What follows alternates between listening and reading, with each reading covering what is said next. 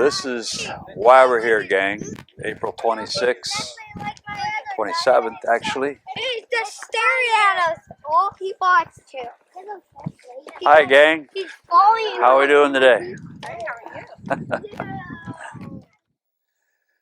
Well, good morning. Here we are at Stratford Ecological Center again. I'm Jeff Dickinson, the farmer here at Stratford. And we're almost a month later since we last visited.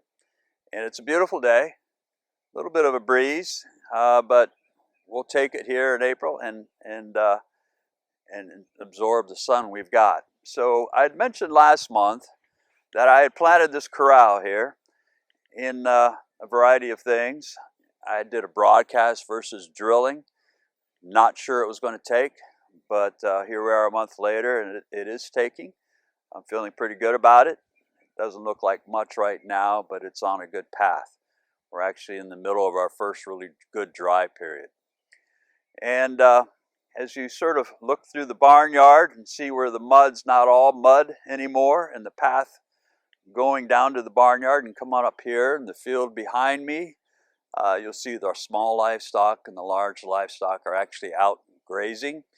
You can also see that I am supplementing them with some hay, and things are moving in the right direction.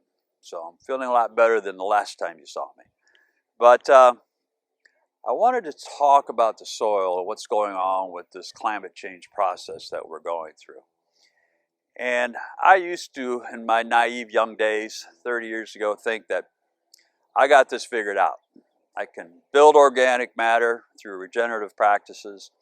I can maintain calcium without adding lime, and I can maintain the soil food web and maintain structure in the soil with the weather that I dealt with 30 years ago.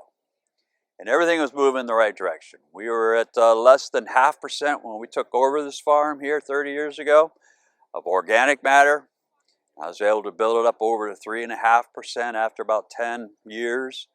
Our base saturation in calcium, which is an important driver in the soil food web, was built all the way up to 75%, which is ideal for sort of managing things like foxtail and thistle, and actually encourages the soil food web to work more efficiently.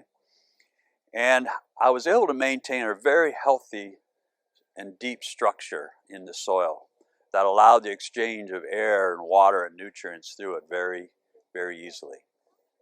But about 10 years ago, when I thought I had it all figured out, when we started getting these heavy rains and the compacting rains and the surface flow as we saturated the soils and as the groundwater table actually rose another 20 feet from where we started 30 years ago, and the soil would saturate quicker, everything started changing.